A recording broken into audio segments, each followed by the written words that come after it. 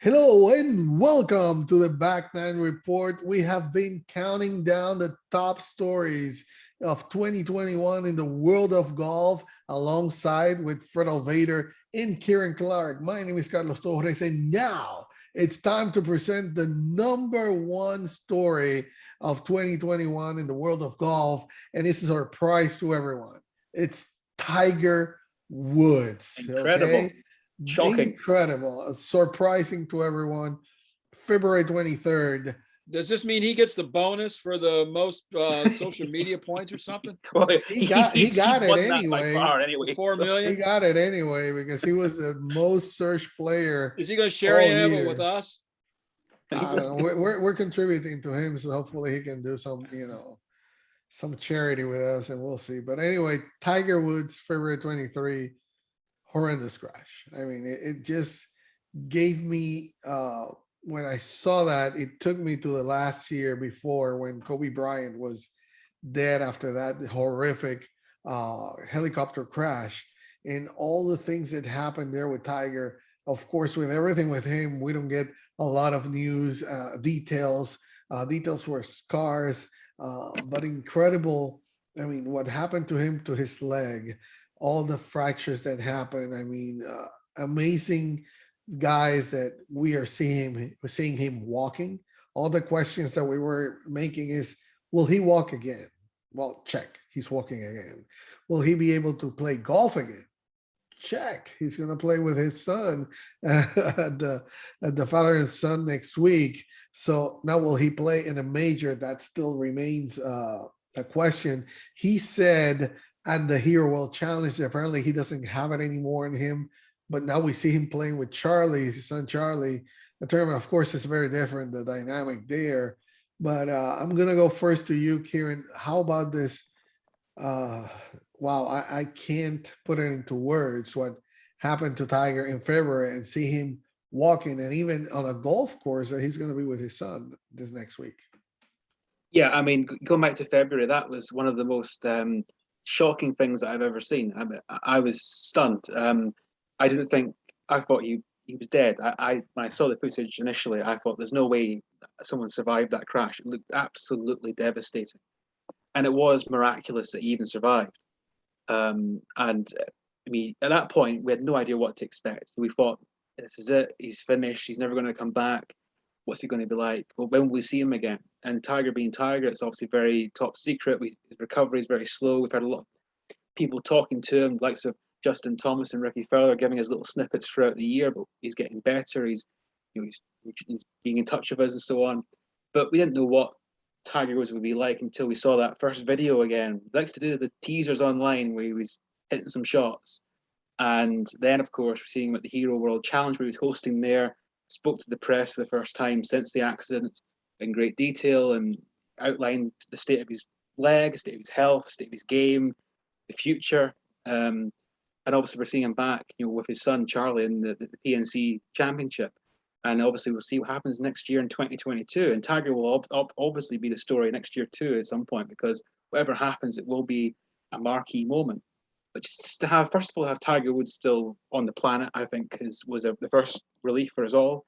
And to have him back healthy and still able to do things, that's great too for himself. I mean, Tiger Woods, and we talked about it, before we even started our series of videos here. What a life. How can so much happen to one person, one human being? The extremes of his life has been incredible.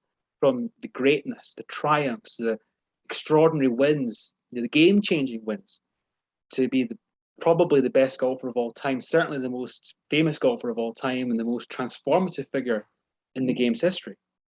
The achievements, but then the other side of it, the injuries, the scandal, the comebacks, the returns, the falls, the other injuries, the other comebacks, the surgeries, and now this, surviving what seemed to be the unsurvivable, and then coming back from it to some degree or another.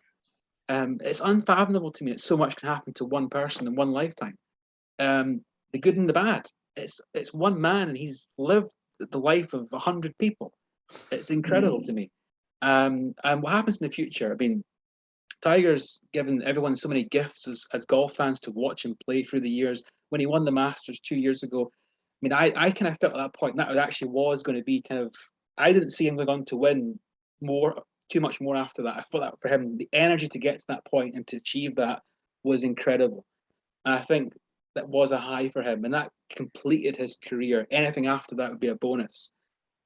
Anything from this point is certainly a bonus in his life. And you know what? It's I think when we next see Tiger Woods playing in a proper tournament, I mean, we'll see him back. I mean, he said that himself. He will come back to some degree or another. Yes, it might only be a Ben Hogan style 1950s schedule where he plays half a dozen events a year at best. I mean, he plays the majors, plays the odd invitational now and again. We'll still see him compete to some degree or another. I know he's tried to rein in expectations of what he could actually do on the golf course. Yes, he's nowhere near John Rahm or Colin Morikawa or any of these guys right now. And maybe he never will get to that level again. We'll have to wait and see. But I'll say it again, Tiger Woods is capable of absolutely anything. And you're telling me he's going to come to St Andrews next July and play in the Open Championship, which I'm sure he will, and he won't think he has a chance to win? Of course he'll have a chance to win.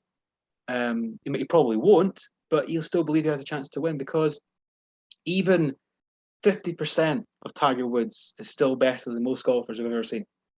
As we saw the Tiger Woods of 2 or 3 years ago, that wasn't the Tiger Woods of 20 years before then, but he was still better than most because he has this extraordinary brain, this extraordinary competitiveness and will to win, and just an immense talent, skill set, everything else, just intelligence, everything he has is beyond most other golfers. He is a once in a lifetime athlete, and to overcome what he has and to achieve what he has, it raises the question of what could have been. But what a story! I mean, I can't recall anything else quite like it for one person. And when we see Tiger again on the golf course properly, whether it's at the Masters next year or the Open Championship, he hopes to play in that certainly in July.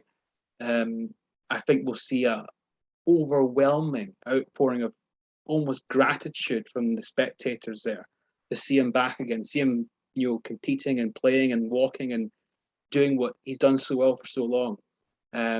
But I say, what a life, what a career, what a story. The Tiger Woods tale, you could do 10 movies, 50 books, and you can never cover it all. It's just he's a story beyond golf. He is one of those just remarkable people. Whether you love him or don't love him, whatever you think about him, it's just, you can't write it. It's an amazing tale, and thankfully there will be more chapters of that tale, because when I saw that crash back in February, I felt that could have been the most tragic end to the most remarkable story. And I'm so happy and relieved that we're going to see a happier end, hopefully, in the years to come. And I think, like you're saying, I think he's just playing down expectations so that he doesn't also get disappointed at what could come. Okay. Because here's the thing, science, the way that it is this time, you can see the reason why he's walking, and he's able to be in a golf course, and he's going to be able to play even if it's a limited schedule, is because of the science and the advances on it. It's going to be up to him and his mind and his will to see if he's going to play more. But once he gets back there, and I've always said that the target that I see is like the Open. That's where he is going to be at his best to try to come and play something. But when he sees all that people, going behind him and embracing him and applauding him, and that support that he's going to have, not only from the people, but his peer players, I think that itch is going to start to I think I can do a little more. And, that's why with the advances of science, Fred, I don't think it would be out of the question to see him play again, maybe win. Maybe definitely he won't be at the top of his career, but like Kieran perfectly said, I mean, in golf, you don't have to be 100% to win any given Sunday. Yeah. Isn't Tiger always the biggest story, whether he's playing golf or not playing golf? Kieran, mentioned it, the personal issues that he's had, things that have gone on in his life off the golf course, 5 knee surgeries, 5 back surgeries, now nearly losing his leg. he admitted in the press conference last week that amputation of his leg was definitely on the table. And then to be able to get it back together and be up walking around, he said, his back hurt and his leg hurt just sitting in the chair there. So he's come back so many times. When do you just throw in the towel and say, enough? I've had enough. It's not worth it to me. I've got two wonderful kids. I've got businesses. I've got this great foundation. I'm helping millions of kids. I need to find something else. I don't need to put myself in that position and go through all this pain to get back to play competitive golf. I don't think it's in him to say that. If there's any glimmer or any chance that he can get back to the PGA Tour, I think he's going to probably try and do it. So it came as such a shock in February. He was really just getting back into form, coming off a couple wins. He won at the Zozo in the fall. He was top 10 at the Farmers Insurance in 2020. And so things were really coming back around for him. And then that horrific wreck. So, but now 8 months later, swinging golf club, going to play with his son in the PNC. He says his length has not yet returned. His back is still an issue. He's not ready to compete with the big boys on the PGA Tour, but he can handle a hit and giggle like the PNC. So we'll take what we can get. It's always great to see Tiger on a golf course, but when they make the movie of Tiger's life, I mean, who's going to believe it, right? With all the adversity, with all the personal problems, surgeries, off-course distractions, he's still the biggest story in golf, and probably always will be, guys. Yeah, definitely. Like Kieran said, I think it's perfect. I mean, so much things happening to somebody is just like incredible. Maybe because we always had an eye or our eye on him. Maybe somebody has suffered more than him, but definitely for such a high-profile person to go through so much is amazing. But anyway, nothing would surprise us if he's able to come back and play for a few tournaments a year. I mean, that's how big he's been to golf, and he continues to be. He is the top story of 2021. So, guys, we're at the end right now of our countdown. Any final words, Kieran, about 2021 that you want to add? Well, just a few things. Firstly, I have to say that for anyone who's watched the entirety of our countdown series here leading into Christmas, we have actually changed our clothes during this process. We just have multiple versions of the same outfit. I have 10 of these jumpers. I've worn in every single video. It's not the same jumper, folks. It's a different one. Same brand, same color, but it's a different one. A wardrobe just full of them. But no, it's been fascinating to recount the past year, and also the stories that actually missed out entirely. Whether it be Rory McIlroy's ups and downs, whether it be Jordan Spieth's comeback and getting rolling back the years and getting back to being one of the best players in the world again. How great was that to see? So many great tales. Obviously, the sad loss of Lee Elder recently. We saw him on the first tee at Augusta back in April, which was fantastic to see. And sadly, we lost him recently, and it was an amazing life story, and one that broke so many barriers, and one that should never ever be forgotten. And by the way, he should be in the World Golf Hall of Fame. It's a shame that he's not, and he really should be. Whether it's next time or the time after that, he should be in there and immortalized forever. But obviously, this year we saw some extraordinary golf from some amazing players in both the men's and women's games. We saw the old guys rolling back the years, the young guys emerging. There's so much to recount from the past year, and so much going into next year. Tiger's comeback, the battle lines drawn in golf, the DP World Tour, the Live Golf Investments, the PGA Tour trying to up the ante. That's never going to go away. Can Rory McIlroy win a major in 2022? Can Jon Rahm remain world number one? Will Colin Morikawa prove that he is really that generational talent that we spoke about?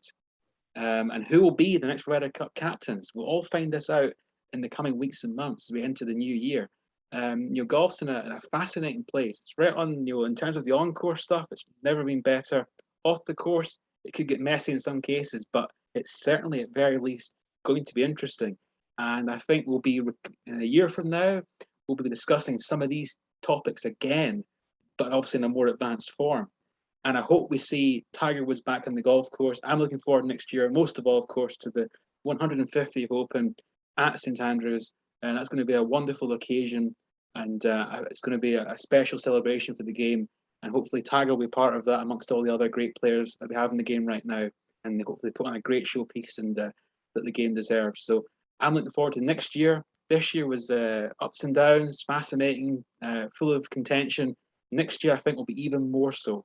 But ultimately, this is golf, guys, and it's always interesting. There's always something to talk about, and I'm glad to share the podium with you both on this series. Fred, any parting words before we close? No, just the fact that it's always so much fun. So happy that Kieran can come in and join us for this. Carlos, so we have a great time week in and week out doing the show. Of course, this wraps us up for 2021, and we'll start again after the first of the year.